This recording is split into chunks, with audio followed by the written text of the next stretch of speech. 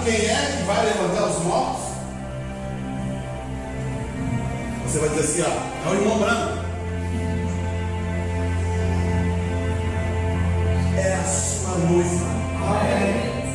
A noiva, ela vai entrar num poder que ela vai levantar a era da Odisseia, a outra era vai levantar a outra era vai levantar a outra era. Vocês pensam de brincadeira que Deus está aperfeiçoando uma noiva para estar do lado de Cristo, sem poder, sem convicção?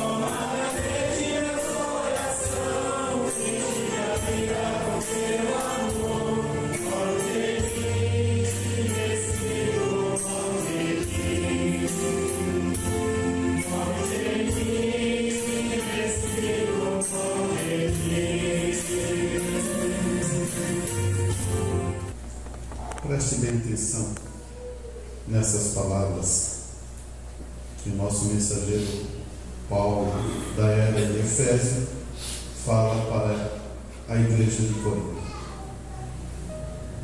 Todavia falamos sabedoria entre os perfeitos, não porém a sabedoria deste mundo, nem dos príncipes deste mundo que se aniquilam, mas falamos a sabedoria de Deus oculta em mistério, a qual Deus ordenou antes do século para a nossa glória, ao qual nenhum dos príncipes deste mundo conheceu, porque se conhecesse, nunca crucificaram o Senhor da glória. Mas, como está escrito, as coisas que o olho não viu, o ouvido não ouviu, e não subiu ao coração do homem, são as que Deus preparou para os que o amam. Mas Deus nos revelou pelo seu Espírito, porque o Espírito penetra todas as coisas, ainda as profundezas de Deus. Feche os teus olhos.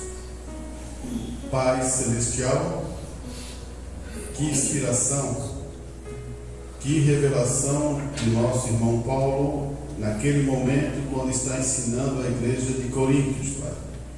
Parece que isso é para o nosso momento, parece que isso é para a nossa hora, e sabemos, Pai, sem o Teu Espírito em nossa vida, não compreendemos, não entendendo, nem compreenderemos o reino de Deus. Mas pela misericórdia, Pai, Tu tem derramado o Espírito Teu sobre a Tua igreja, e que haja conhecimento, sabedoria e entendimento que vem do céu em suas vidas, porque vivemos esse tempo onde somos treinados, somos aperfeiçoados para sermos um soldado em Cristo Jesus. Ajuda-nos, Pai, essa noite, e que possamos ter um bom tempo diante da Tua presença. É o que eu te peço em nome do Senhor Jesus Cristo. Amém e amém. Poder sentar-nos. A gente falou muitas vezes sobre rudimentos, e Paulo fala aos hebreus sobre rudimentos. E lemos essas escrituras, se eu não estou enganado, no outro sábado, sobre esse assunto, sobre rudimento. E ele também diz assim, só para lembrar as suas mentes, pelo que deixando o rudimento da doutrina de Cristo, prosseguimos até a perfeição. Paulo usa de novo a mesma palavra, perfeição. Na mesma escritura que lemos aqui, ele fala sobre Lá no verso 6, ele diz: todavia falamos sabedoria entre os perfeitos. E isso nos coloca a nós pensar sobre isso. Então, se existe perfeito, existe ainda aqueles que não chegaram a esse nível de perfeição. Porque se todos são perfeitos, por que Paulo ia falar sobre perfeição, né? Esse é um cuidado que devemos ter muito claro em nosso coração. E logo amadurecemos esse sentido, guardamos isso em nosso coração para entender o que é perfeição. Se ele diz para deixar nesse momento os rudimentos e irmos à perfeição, Paulo está querendo dar um conselho a vocês, ou a nós. E claro que ele está dizendo assim: vocês conhecem os rudimentos da doutrina de Cristo, não da doutrina de ideia de igrejas, mas da doutrina de Cristo, como ela é. E ele dá o exemplo aqui para a gente entender isso, porque senão, irmão, vamos ficar sempre como meninos, e não queremos que a igreja fique como meninos. Paulo exortou a igreja de Coríntios, falando que ensinei vocês com leite, mantive vocês com leite e não dei alimento sólido a vocês, porque eles queriam ser meninos. E eu acredito que nós não queremos ser meninos logo nessa era, né? Ser meninos. Eu acho que temos que ter prudência, conhecimento e sabedoria para usar a palavra de Deus para o benefício do reino de Deus. Então escute bem o que eu vou falar. Vou ler de novo aos Hebreus 6. Vamos bater nessa tecla até podermos ter um bom conhecimento disso. Pelo que, deixando os rudimentos da doutrina de Cristo, prosseguimos até a perfeição, não lançando de novo o fundamento de arrependimento, de obras mortas, de fé em Deus, e da doutrina dos batismos, e da imposição de mão, e da ressurreição dos mortos, e do juízo eterno. Tudo rudimento, tudo doutrina de Cristo.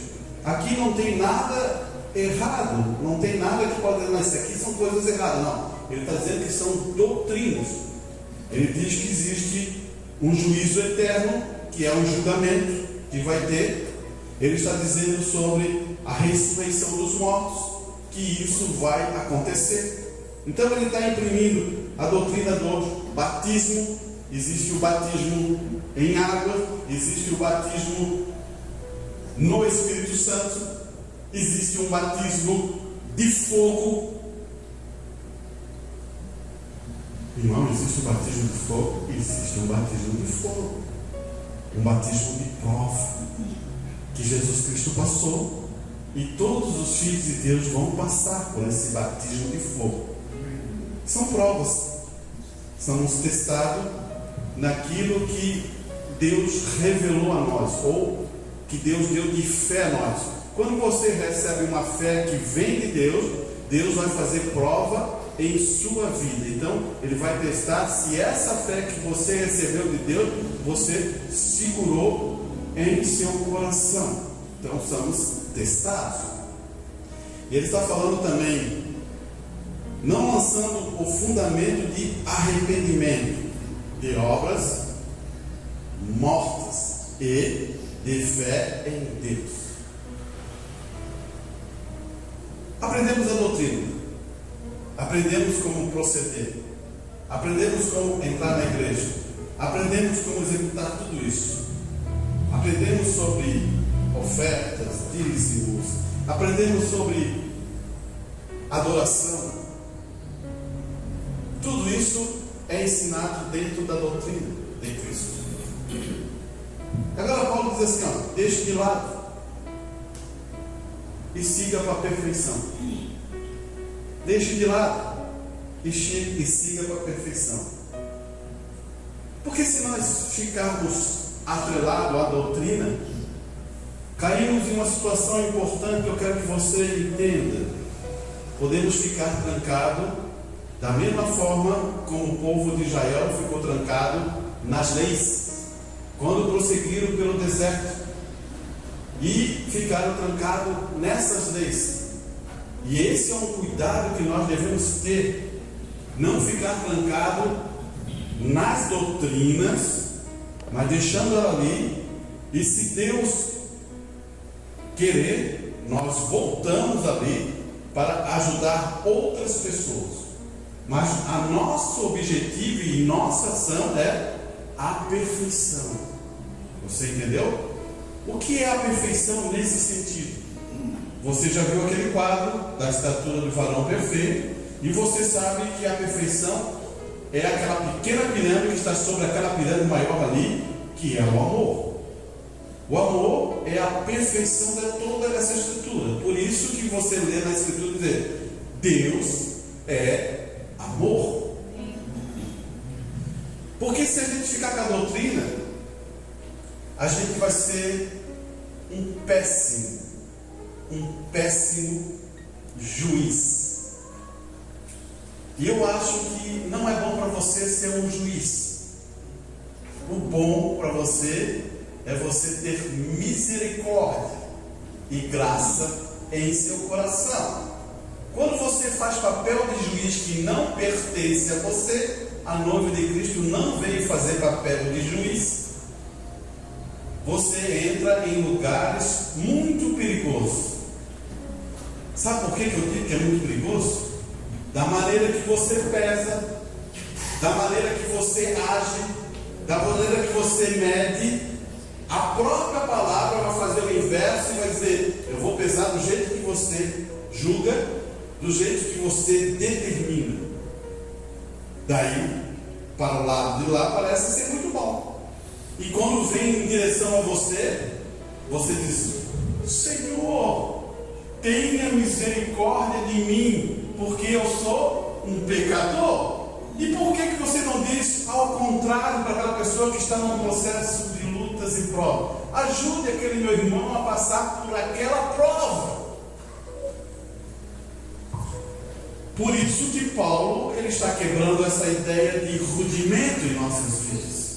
Rudimento é até bom para a gente saber o que é o certo e o que é o errado. Mas em relação à nossa vida, a gente tem que tirar o peso. Tem que tirar um peso ou um fardo. E só vamos tirar o fardo e o peso indo à perfeição. Isso, irmão, aconteceu com Israel. E isso é interessante. Depois eu vou ler para você como esse processo conduz isso a esse caminho. E eu fico pensando, por que Deus determinou isso? Porque Paulo, ele aplica alguns pontos quando ele fala assim: deixe o rudimento e agora vá para a perfeição. E depois ele imprime no versículo 3 uma coisa interessante. Ele diz assim: e isso faremos, se Deus permitir. E depois ele faz uma transição. Pegou o versículo 3 e diz: isso faremos, se Deus permitir. Se precisar batizar alguém, vamos fazer. Vamos ali e batizemos, sem problema nenhum.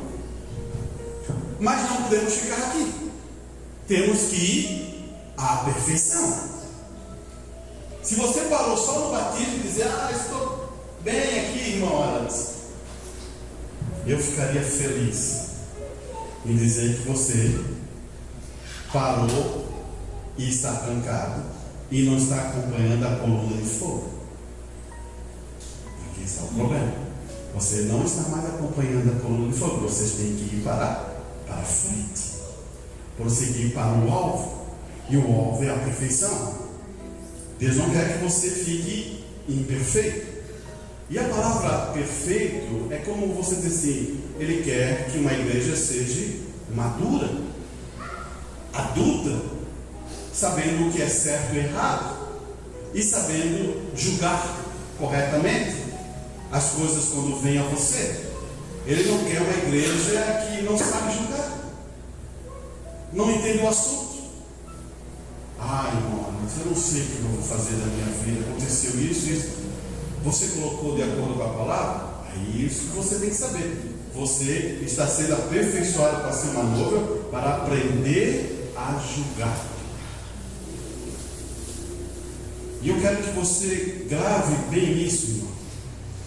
Importantemente para você ter essa condição de entendimento, porque senão você vai entrar por um caminho que agora Paulo vai mudar do versículo 3, ele muda para o versículo 4, e escute bem o que ele vai falar. Porque é impossível que os que já uma vez foram iluminados e provaram o dom celestial e se fizeram participantes do Espírito Santo, eles não têm o Espírito Santo, eles tiveram uma participação. Você entende isso, né? Eles não têm o Espírito Santo, mas eles viram a manifestação do Espírito Santo. Eles viram cura, eles viram libertação, eles viram transformação, eles viram pessoas curadas pela cadeira, aqui, com cadeira de roda, para levantar, eles viram isso. Então, eles participaram das bênçãos do Espírito Santo. Aqui, Paulo não está dizendo que eles têm o Espírito Santo, eles participaram disso, como testemunha, vendo as coisas acontecer.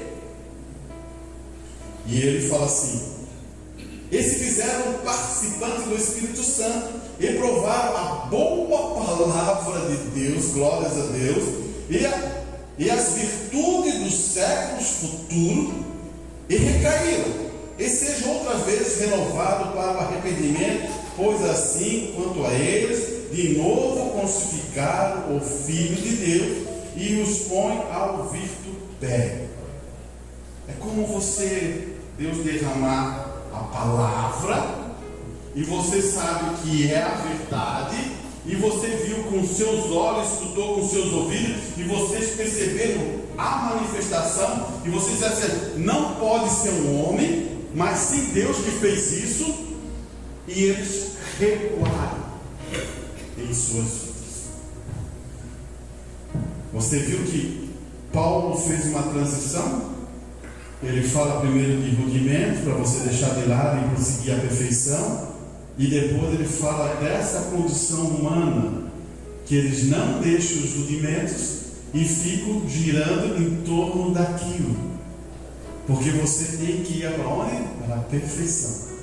E como ele faz esse quadro virar, para dar uma ideia a nós, humanos, ele vai dizer assim, olha só como Paulo ele trabalha nessa escritura para mostrar o que nós precisamos para não ficar trancado no sistema dos rudimentos da doutrina. Ele vai dizer assim, porque a terra que embebeda a chuva que muitas vezes cai sobre ela, que o Espírito Santo que cai muitas vezes sobre a igreja, produz ervas proveitosas para aqueles que é lavrado. Então, quando o Espírito Santo, através do poder manifesto, pelo poder da palavra, ele usa um homem, uma mulher, um ministro, um pastor, alguém, e esse poder da palavra você vê que é o Espírito Santo, porque está fundado no poder. Irmão, você acha que um pastor prega? Ou um ministro prega? Eu vou dizer o que o irmão Branda diz: um homem de Deus tem que sair de cena para o poder do Espírito Santo vir falar. Não é ele que está falando. Amém. Muitas vezes eu estudo vários assuntos, já falei com vários irmãos sobre isso. Muitas vezes eu estou estudando um assunto e chega aqui no púlpito, esse assunto vai para outro nível. Eu dou liberdade a isso, sabe por quê? Eu não sei o que está dentro, o que ele está querendo levar para aquela ponta, porque talvez alguém precise sobre aquilo que está sendo falado. É verdade. Então eu quero que você, por inspiração divina, Deus usa dessa maneira para produzir, trabalhar em seu coração tirando as pedras, tirando as plantas que estão sufocando, tirando todas essas coisas para receber a bênção de Deus. Você está vendo? A palavra é isso. Ela vem em direção a você, você escuta ela por inspiração, você vê que você recebe ela vai tirando todas as ervas daninhas do teu coração, todas as coisas, e você deixa essa palavra entrar e produzir vida. Paulo está falando dessa condição, porque quando você deixa ele entrar, você está subindo para a perfeição, irmão. E isso nos ajuda muito a poder entender que não podemos ficar parados. Escute aqui, ele vai dizer assim, no verso 8 ele vai dizer a inversão disso, mas é com você.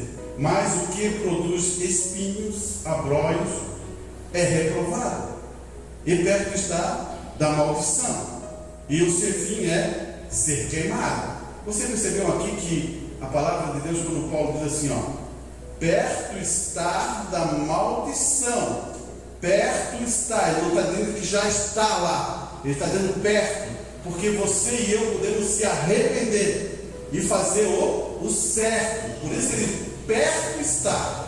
Daí ele vai dizer assim, e o seu fim é ser queimado. Se você continuar dessa maneira, se você continuar agindo dessa forma, você sabe para onde está indo. Outro ponto que é importante você saber, que ele também entra nesse assunto, ele imprime que as pessoas produzem o seu trabalho, a sua ação, e com certeza ele não está enganado. Paulo está afirmando um pensamento para dar uma condição a nós.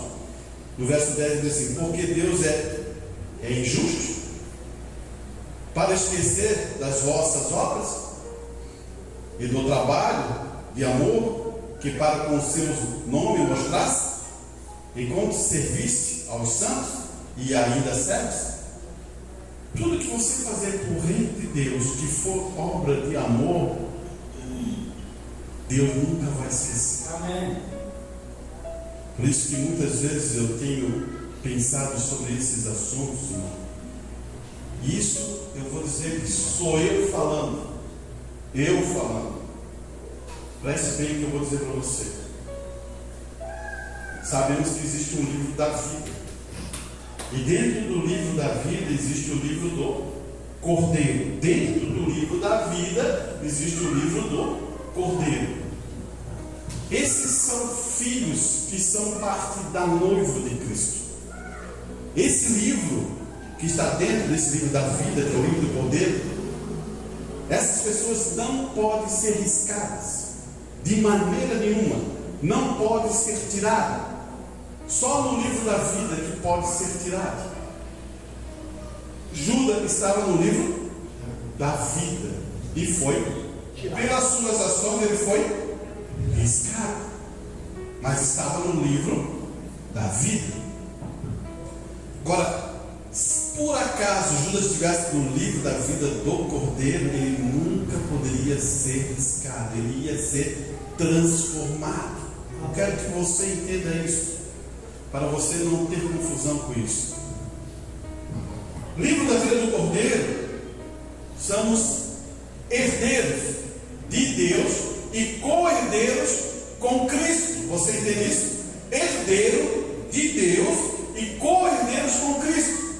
Esse é o livro da vida, o livro da noiva de Cristo. Então estamos da mesma forma, o que Cristo recebe, eu também recebo. Do Cristo, como ele foi abençoado, eu também sou. Porque eu faço parte de uma herança que o meu Pai, o meu Deus, o Senhor Jesus Cristo, agora estou levando a Deus esse nome, ele me deu herança, porque eu faço parte desse corpo místico de Cristo. Agora, em relação ao livro da vida, sabe o que eles ganham? Só vida eterna. Você entende? A noiva estará no reinado, eles estarão fora na cidade. Quero que você capte isso. Eles estavam fora da cidade. Se eu receber vida eterna, você vai dizer para mim assim: antes, se eu tiver vida eterna, eu estou feliz. Você está buscando só isso? Você senta aqui nesse banco, busca só para isso? Pense nisso. Salvação, olha o que a palavra diz, é um dom gratuito de Deus. Amém. Se Deus quer te dar herança, você vai ficar só com a vida? Grave o que estou falando, porque eu quero te mostrar uma coisa essa é a minha questão pessoal. Isso está na Escritura. Isso aí, tudo que eu falei até agora é Escritura. Agora analise uma coisa. Um filho cheio do Espírito Santo, que tem família, se você nasceu pela nossa família, você veio através da sua mãe, do seu pai, teve um contato, você veio dessa maneira. Daí você diz assim: se qualquer um que faz uma boa ação a um filho de Deus realmente não perde o seu galardão, pense o que acontece. Pense em uma mãe que cuidou de um filho ou de uma filha e que tem amor profundo pelaquela filha, só que não há cristã. Pense o que vai acontecer. Será que ela perdeu o galardão? Não. Então você começa a entender o que eu quero dizer. Se você é um filho, olha só o que vai começar a surgir aqui.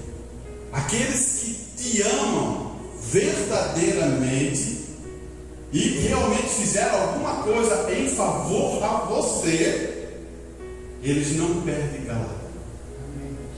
Deus é especialista nisso. Eu quero que você abra esse pensamento, porque o que estamos falando aqui, isso não é leitinho. Isso é conhecimento da palavra para você entender. Você chega e diz: meu pai, minha mãe, meus irmãos. Pense nisso. Você diz assim: claro que eu posso entender uma coisa assim, ó, aqui eu estou falando de uma coisa natural. Mas será que eles não podem, pelo seu galardão, ganhar a vida eterna? Eu não estou falando que eles sejam irmão, como nós somos irmãos em Cristo Jesus. Você entendeu? É bem diferente. É outro caminho, é outra ação, é outra forma. É muito diferente disso. Por isso que eu quero que você amadureça esse pensamento, para você entender o quanto as pessoas que fizeram alguma coisa para os filhos de Deus foram abençoados. Você logo vê homens que José que deu um túmulo para Jesus Cristo, Arimateia, isso mesmo. Ele foi um salvo. Ele foi lá, pediu o corpo de Jesus Cristo, e ele deu o próprio túmulo que foi esculpido numa pedra e colocou o corpo de Jesus Cristo. Amém. Aleluia. Pense bem, ele foi lá no governador, ele podia até perder a sua cabeça, mas ele foi lá pedir o corpo de Jesus Cristo, porque isso estava dentro da Escritura. Amém. Você entende? Estava dentro da Escritura e tinha que ser cumprido dessa maneira. Da mesma forma, você vê Nicodemos. Nicodemos também foi realmente um homem que viu que Cristo, ele veio de Deus. Só que ele estava sendo influenciado e não tinha força de tomar aquela posição por sua idade, por seu talento, por sua capacidade. Lá, como um fariseu, ele ia perder privilégio, mas mesmo assim ele era um amante de uma forma amava Cristo. Não perdeu a sua salvação. Aí está. Eu quero que você capte isso, porque isso aí é importante para você entender. Otávio, podia pegar meu notebook, eu só queria pegar uma. Eu devia trazer, mas esqueci. para a gente continuar o assunto. Eu quero ler uma escritura aqui, uma mensagem aqui. Portanto, Paulo declarou aqui que ninguém pode conhecer a sabedoria oculta de Deus, a menos que ele fosse revelado pelo próprio Espírito de Deus, que é o grande revelador. Então, a sabedoria de Deus é soberana, dada. É isso que Paulo está nos dizendo. O que eu quero que você entenda, sabedoria, obrigado, irmão. Sabedoria de Deus é soberana. Você sabe o que é soberania? É uma coisa que eu decido. Se eu fosse soberano, eu decido como é, eu escolho, eu determino. Isso é soberania. Deus, ele é soberano em tudo. Na tua vida, na tua salvação, é soberano em tudo. E também na revelação. Ele escolhe a quem vai dar essa revelação. Humanamente, ninguém consegue entender o que Deus está falando. Então, ele se revela em soberania de revelação. Se você está compreendendo a mensagem dessa era, você pode botar a mão para você e dizer: obrigado, Deus, por ter me revelado. Amém. Isso é soberania de Deus. Deus manteve isso. É como estarmos dizendo assim: a soberania de Deus é Apocalipse. Apocalipse é revelação. Então você começa a entrar nessa sabedoria. O irmão Brana diz: aquela carne humana escondeu Deus. Jesus Cristo escondeu Deus. Agora, se ele tivesse sido uma grande coluna de fogo que descesse, veja, uma grande coluna de fogo que tivesse descido e mostrado a eles que o que ele era, o que ele está, essa grande coluna de fogo, eles poderiam ter crido. Se fosse uma coluna de fogo poderosa que pregasse o Evangelho, quantas pessoas não iam crer? O mundo todo ia crer. A coluna está falando de fogo ali. Mas Deus se escondeu em Cristo Jesus. Olhe bem aqui.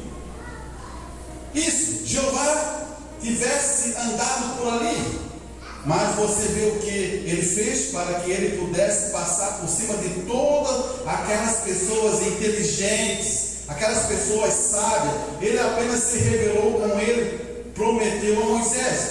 Ele falou com ele através de um profeta.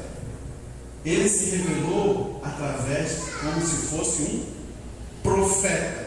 Ele era o filho do homem, um profeta. E alguns deles o reconheceram. Cerca de um centésimo de 100 ou 100 no mundo, eles creram nisso. O restante deles não. Mas ele era exatamente mesmo. Eu fico pensando o Rei da Glória se escondendo atrás de um tabernáculo chamado Jesus Cristo. Você já pensou isso? E a palavra diz que ele não tinha formosura.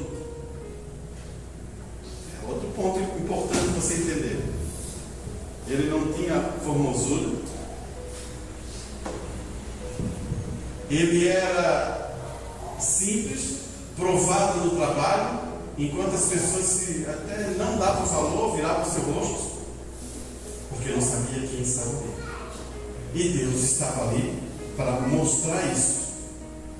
E continuando, ele diz assim: então, porque alguns puderam ver, enquanto outros não puderam ver o cumprimento da palavra ali, mesmo na cruz.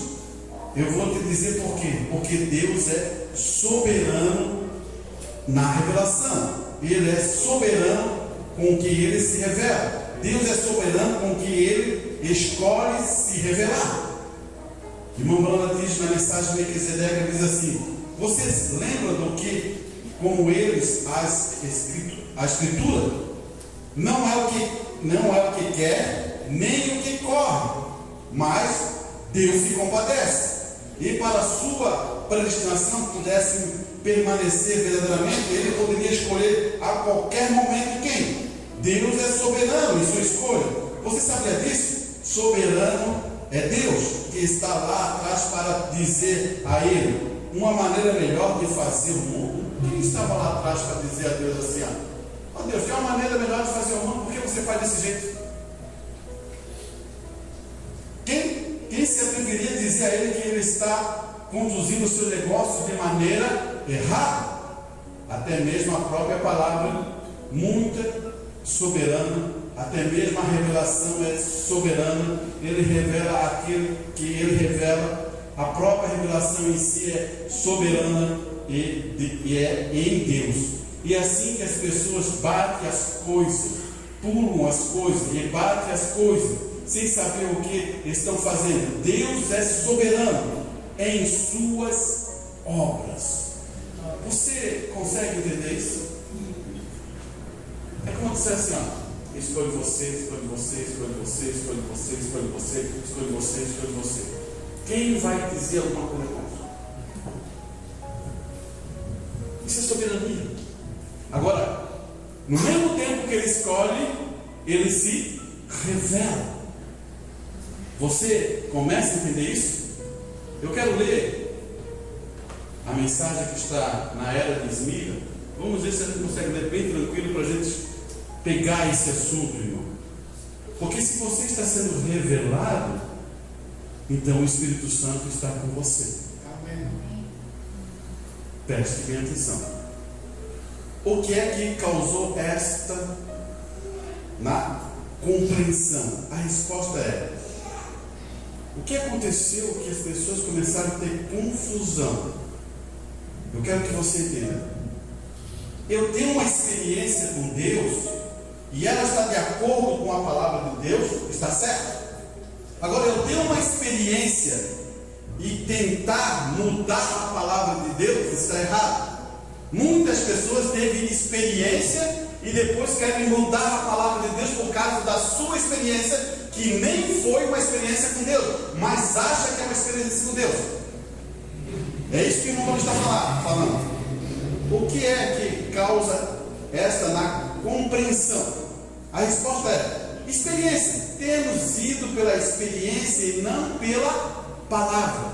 Você entendeu isso? Temos ido pela experiência e não pela palavra. Agora, se a tua experiência está de acordo com a palavra, amém. Agora, se a tua experiência está fora da palavra, não é de Deus.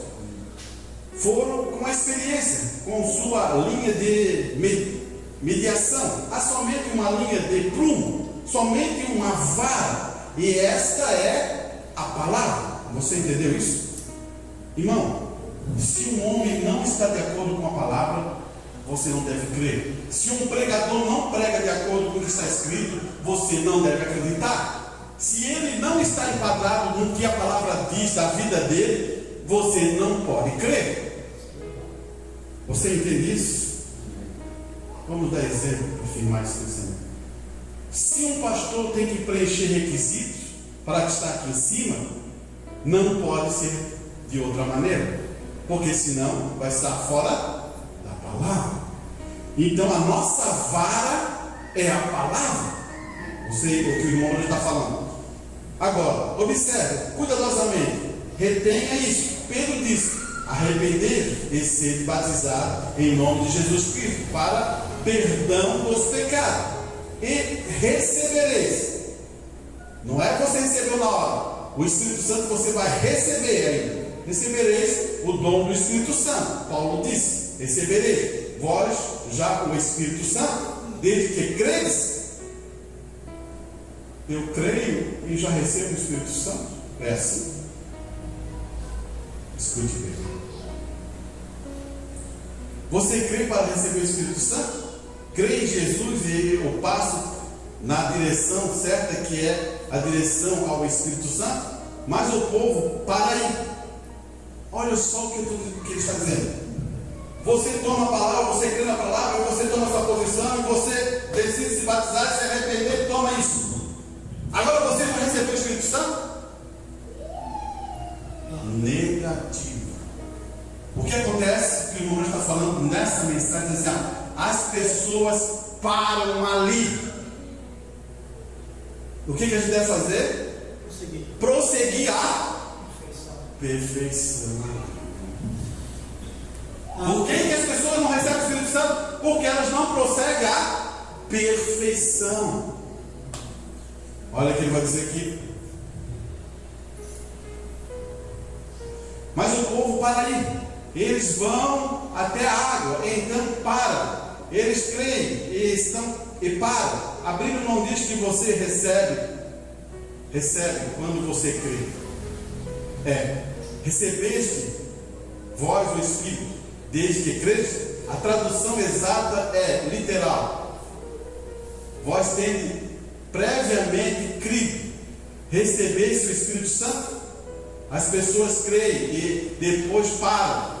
Você não recebe o Espírito Santo quando você crê nele, tendo-se arrependido. Você continua e recebe o Espírito Santo. Você continua e daí você vai receber o Espírito Santo. Quando você crê nele, tendo-se arrependido, você continua e recebe o Espírito Santo. Você compreende isso? Isto é que está errado com os nossos fundamentalistas. Você entende o que isso quer dizer fundamentalista? É aquelas pessoas que creem na Bíblia, como está escrito. Mas só que eles pegaram a Escritura e acharam assim: não, você creu ou você já tem o Espírito Santo? É o que o irmão Bruno está batendo. Não, vocês pararam. Vocês têm que prosseguir. Eles não têm poder porque eles param pelo Pentecostes. Ele fala assim: eles não têm poder porque eles param antes de chegar ao Pentecostes. Agora escute bem o que o irmão Bruno vai trazer, como ele começa a colocar isso dentro da estrutura, mostrando o caminhar no Egito. Olha. Eles são como os filhos de Israel, que saíram do Egito e pararam perto da terra prometida. Pois bem, aqueles filhos de Israel deixaram o Egito. Eram fortes e inúmeros, 2 milhões. Todos eles peregrinaram juntos e viram os mesmos milagres de Deus. Portanto, todos participaram do mesmo maná, beberam da rocha ferida. Todos seguiram a mesma nuvem e a coluna de fogo de noite. Porém, somente 2 alcançaram a terra prometida. O que o irmão Bruno está falando? Ele está falando a mesma coisa que Paulo está falando. Ele está dando a mesma ênfase.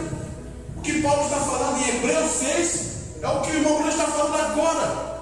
Eles viram as bênçãos, eles viram a cordonice, eles viram a água que foi ferida de sair água, eles viram as suas roupas não desgastadas, os seus sapatos, nada. Eles viram toda a bênção, eles viram o poder de Deus, como Deus tirou do Egito. Tudo isso eles viram. Como é que está a igreja? Você não viu nada? Você está caminhando às cegas?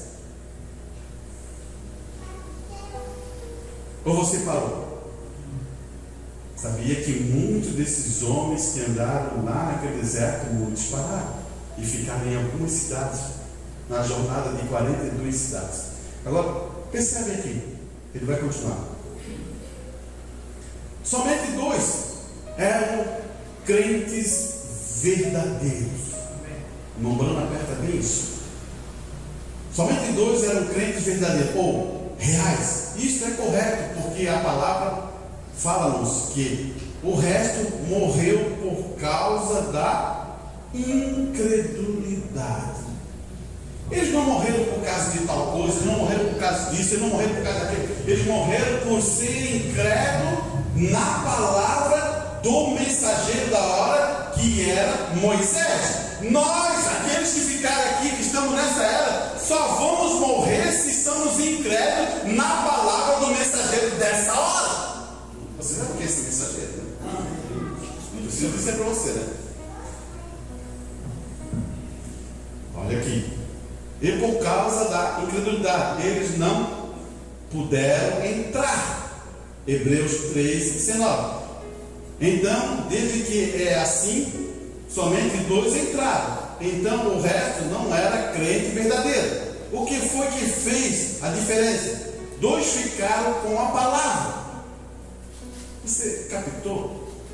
Você quer se manter como um crente verdadeiro? Mantenha-se na palavra. Mesmo que sofra, mantenha-se na palavra. Amém. Quando os corações desses 10 espias desfaleceram em Cades Barnea, Josué e Caleb não se abalaram, porque eles creram na palavra e disseram: somos mais do que capazes de conquistar a terra. Irmão, são 12 espias, 12. Chega ali 10 e diz assim: não dá. Daí se levanta 2 homens e diz assim: somos mais do que vencedores. No meio de. Já pensou? Não. Cremos, somos mais do que vencedores, porque Deus prometeu. Aí que está a chave.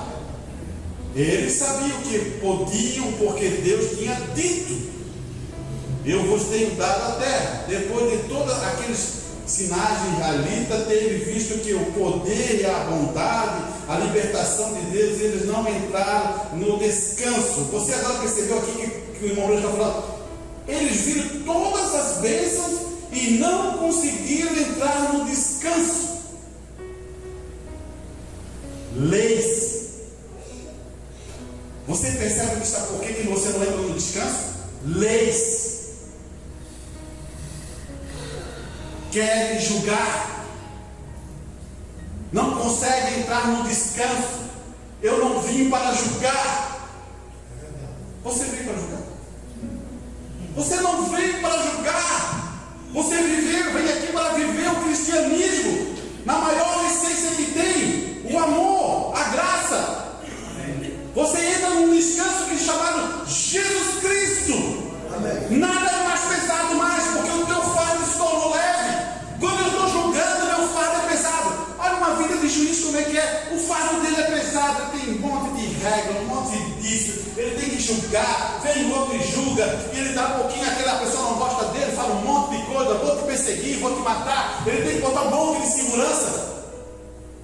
Pega um cristão que gosta de julgar para ver se não é assim. Um irmão não gosta dele, o outro não gosta, ele já vive assim. Ele vem: ai meu Deus do céu.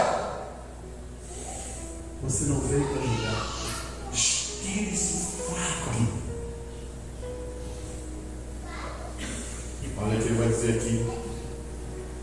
Assim você pode ver nesse instante que muitos poucos creram inteiramente para receber o Espírito de Deus. Muito pouco. Ele imprime 2, né?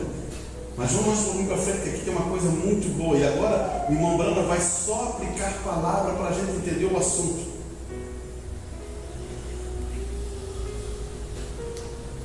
Muito bem, temos chegado até esse ponto. Agora, desejo ir mais além, e ao fazê-lo, sei que suscitarei algumas emoções. Ele está dizendo: suscitarei algumas coisas aí, que os irmãos vão ficar meio, talvez até bravo.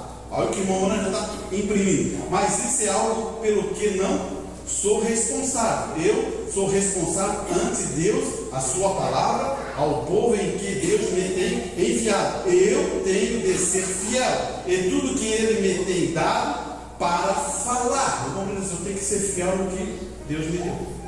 Eu creio que um ministro verdadeiro é a mesma coisa. Um pastor verdadeiro, ele vai falar o que Deus colocou no coração dele. Ele não vai desviar caminho. Olha aqui, ele vai dizer assim: em João 6:37 e 44 diz: todo o que o Pai me tem dado virá a mim, e o que vem a mim, de maneira nenhuma eu lançarei fora. Ninguém pode vir a mim se o Pai que me enviou não o trouxer. Eu ressuscitarei no último dia. Não é a Escritura? Então como é que você chega a Cristo? Só se o Deus, o Pai, mandar. Daí ele continuou, ele vai usar outro versículo, João 10, 1, 12, 13. Mas a todos quantos recebeste, dele o poder de serem feitos filhos de Deus, aos que creem no meu nome, os quais não nasceram do sangue, nem da vontade da carne, nem da vontade do varão, mas de Deus. Você conseguiu vontade da carne, é a questão humana. Então você tem que estar na vontade de Deus. Para você ter a vontade de Deus, alguém tem que estar morando aí, é o Espírito Santo. Senão você não conhece a vontade de Deus. Daí ele vai aplicar outra escritura, Efésios 1, 4, 5. como também nos elegeu nele antes da fundação do mundo, para que fôssemos santos e irrepreensível diante dele em amor. Opa, o que é? Amor. Repreensível o quê? Em amor. Ele está dando uma referência lá. Perfeição. Repreensível em perfeição. Irmão, Deus é perfeito. Então, se Deus é perfeito, Deus é amor. E o que estamos falando aqui? Ele está falando de amor. Perfeição. Olha aqui. E nós predestinou para filhos de adoção por Jesus Cristo, para si mesmo, segundo o seu beneplácito de sua vontade. Então foi a vontade de Deus que escolheu você para esse benefício, para você ser perfeito em amor. Pois bem, se envolvermos em demasias no assunto da soberania de Deus, porque trata-se de um assunto que exige um livro inteiro. Ele está dizendo assim, esse assunto de teria que ter muito mais, eu poderia fazer muito mais, é uma quantia muito grande. Permita-me salientar aqui que, segundo este verso, Jesus Cristo está escolhendo a sua própria noiva da mesma maneira como um homem escolhe a sua noiva hoje. Você captou aqui o que o irmão está dizendo? Da mesma maneira que um homem escolhe a sua noiva hoje, Jesus Cristo está escolhendo a sua noiva hoje. Isso. Não é a noiva que escolhe a Jesus Cristo. É Jesus Cristo que escolhe a noiva. Isso, irmãos, vai ser até engraçado que eu vou falar. Quando era jovem, a gente ia 18, pouco menos, 19, mais ou menos, acho que isso. A gente ia num. Se chamava clube, né? Para outras pessoas, não sei se é clube hoje. Ou danceteria. É isso? É isso, né? Eu não lembro disso, acho que o pessoal antigo entende o que eu estou falando. Quando a gente tinha a música que era embalada e de repente a música ficava lenta, quem convidava eram os homens. As moças ficavam ali e a gente ia convidar as moças para dançar uma música lenta. Verdade. Hoje, irmão, não acabou isso. Hoje, se você for aí, se for escutar, você vai saber que hoje elas vêm com ouvido. Eu quero é esse aqui. E agarram pelo pescoço. Olha só que naquele, mesmo que a gente sabe que lá está no clube, sei lá, aquela coisa toda, mas ainda existia uma decência na estrutura. Para você entender. Agora escute aqui.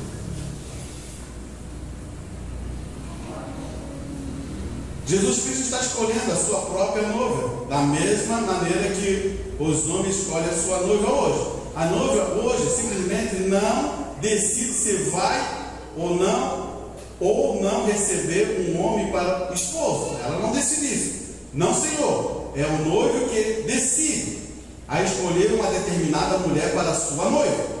João 15,16. Ele aplica a escritura. Não me escolheste vós a mim, mas eu vos escolhi a vós. Pois bem, segundo a palavra de Deus, a noiva foi escolhida antes da fundação do mundo. Glórias a Deus. Esta escolha da noiva foi a própria escolha dele. Você acha que foi escolhido agora? Que você agora reconheceu a Cristo? Irmão, nos pensamentos de Deus já existia uma noiva. Sabia disso? Vamos escutar o irmão Brando. Vamos escutar o irmão Brando para você entender o que ele está levando, a que nível vai chegar. Ele vai aplicar outra escritura, menos em Efésios 1:9 e em Romanos 9:11 ele diz: para que o propósito de Deus segundo a eleição ficasse firme, não por causa das obras, mas porque aquele que chama, quem está chamando é Deus que chamou você. Você tem que entender isso. Chamou. Você não pode ler de nenhuma outra maneira. O propósito do coração, o propósito eterno de Deus, foi receber uma noiva de sua própria escolha. Eles teve um propósito, estava em si mesmo, e sendo eterno, foi declarado antes da fundação do mundo. Ele vai dizer assim, ó, essa noiva já foi declarada antes da fundação do mundo. Como Cristo também morreu no cavalo antes da fundação do mundo, essa noiva já foi escolhida antes. As pessoas confundem muito, né? Eles gostam de fazer uma força na obra e dizem assim, não, eu vou para o céu. E você nega a palavra? Você é um incrédulo? Olha aqui. Observe cuidadosamente agora. E note isso. Antes mesmo de existir um átomo de pó, escute bem isso aqui, irmão. Grave bem isso aqui, fixe no seu coração. Antes de haver um átomo de pó, de estrela, antes mesmo de Deus era Deus, Deus era um objeto de adoração e lá não havia ninguém para adorá-lo. Assim ele era, naquele tempo de Deus, apenas um potencial. Era potencial, porque não tinha ninguém para adorar. Então como é que se não tinha ninguém para adorar? Ele não podia ser, mas já existia a potência, um potencial que Deus seria adorado. Porque Deus queria isso. Ele era conhecido somente como um espírito eterno. A noiva já estava em sua mente.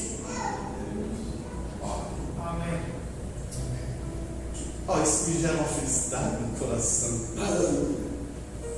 Glórias a Deus. Já estava em sua mente, sim, ela estava. Ela estava existindo em seus pensamentos. E sobre os pensamentos de Deus, eles são eternos. Não são? Acredite com a coração. Eles são eternos. Se estava lá, eu vou para casa. Você entende isso, irmão? Isso não depende de nós, não depende da nossa força, não depende da nossa capacidade, nem do nosso entendimento. Ele vai se revelando a você, e você vai se tornando a imagem de Cristo, que faz parte do seu amor, porque você vai se encaixar com a mesma personalidade que Cristo Jesus é. Amém. Olha, eu não preciso fazer força, eu só confio nele. O que uma noiva faz? Ele descansa nele. A palavra diz que a esposa descansa no marido. Por quê? No natural nosso é porque ele tem um homem mais forte. Ele foi feito para exercer uma força. Ele foi feito para dar uma segurança à sua esposa. Se alguém vir ali, ele vai tomar a posição, vai ser firme com aquela pessoa que quer fazer alguma coisa errada com a sua esposa. Ele vai ter posição. Ele é um homem. Assim você vê Cristo também. Tu acha que alguém vai tocar em sua noiva? Será que Cristo vai deixar? Você pense bem isso. Tu acha que ele vai deixar assim? Não, pode fazer. Irmão, então você agora começa a entender que o que Paulo está te dando de ideia, deixa o julgamento, abra o seu coração, entre na perfeição, manifeste esse amor por Cristo, e Ele vai te presentear, Ele vai te dar presentes em sua vida. Você entendeu? Ele vai te encher de presentes, porque você agora conhece Ele não por uma regra, por uma doutrina, por um costume, por uma tradição. Por isso não, você conhece do poder da revelação da palavra em seu coração. Amém. E isso, irmão, não tem preço. É isso que eu quero que você entenda. Não existe preço em relação a isso.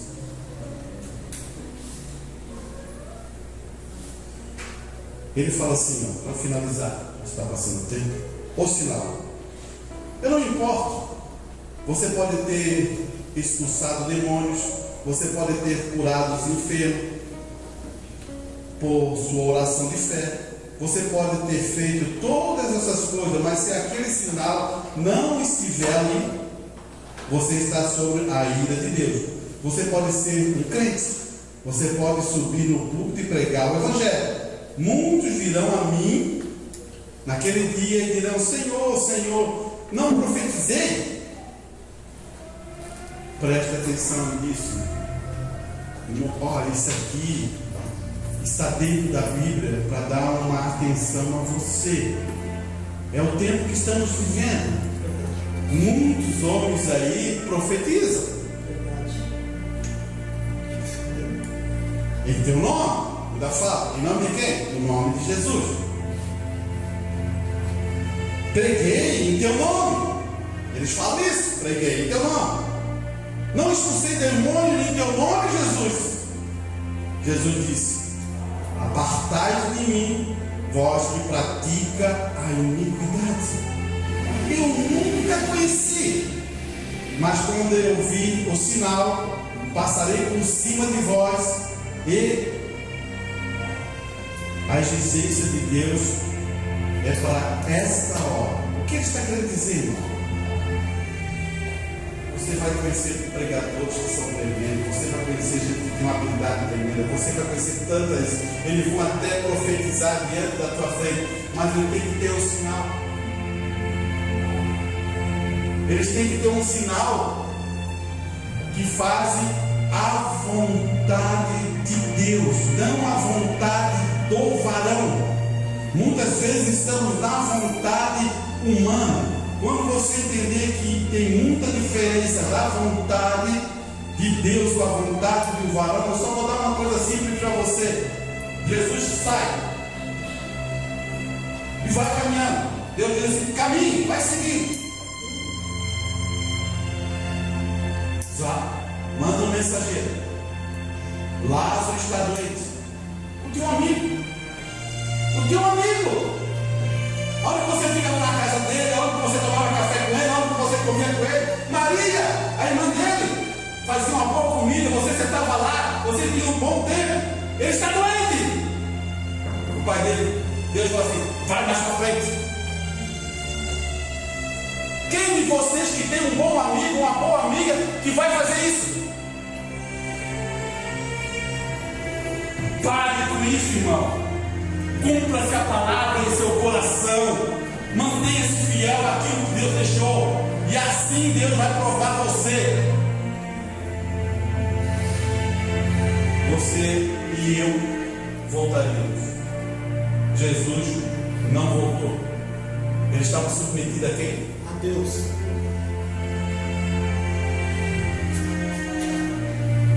Por que isso? Deus tinha falado para ele mostrar a Deus. O que está acontecendo com nós, irmão? Deus tem mostrado alguma coisa para você? Deus tem falado ao teu coração?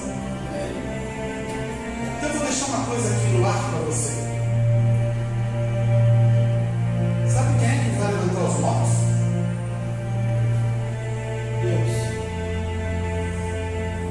Sabe quem é que vai levantar os mortos? Você vai dizer assim: ó, é o irmão branco. É a sua noiva. A noiva, ela vai entrar num poder que ela vai levantar a era da Odisseia, a outra era vai levantar a outra era, a outra era vai levantar a outra era. Vocês pensam de brincadeira que Deus está aperfeiçoando uma noiva para estar do lado de Cristo, sem poder, sem convicção?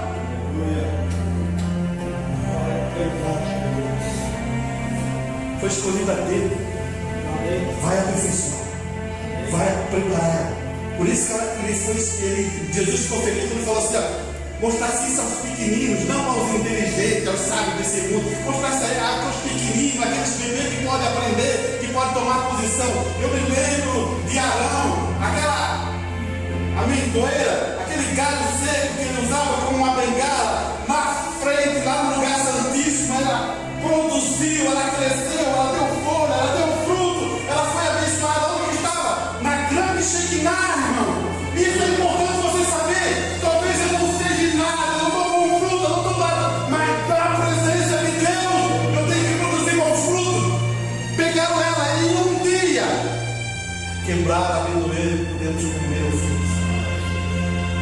irmão, você está sentado para quê? Você está sentado aí para tomar a posição e manifestar Cristo. Isso é importante você saber. Grandes responsabilidades têm que ter deveres importantes. Você entendeu? Por que adianta fazer uma noiva para não fazer nada? Você pegou?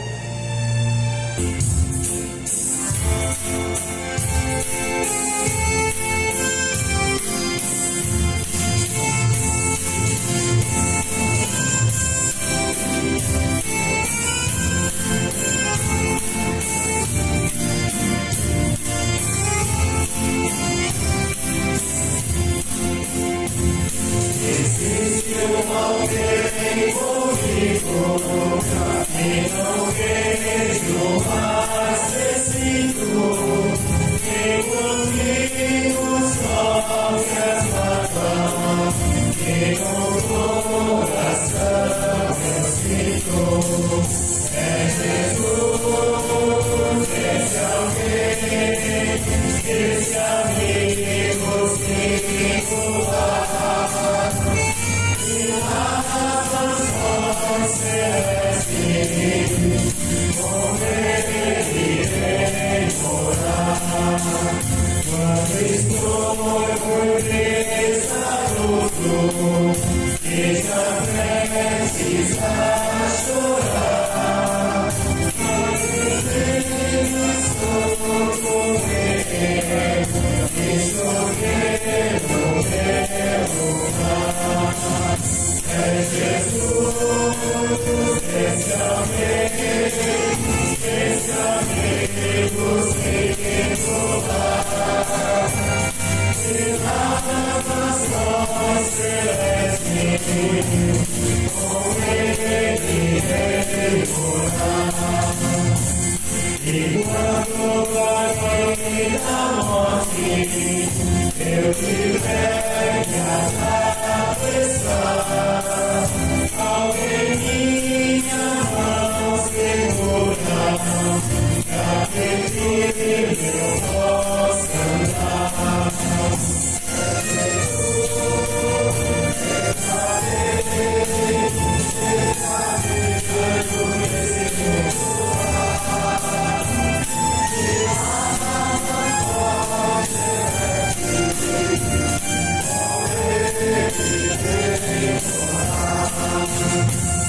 Então na eternidade, para sempre eu louvarei, com esse caminhar ao meu lado, ele está sempre serei. É Jesus, esse alguém.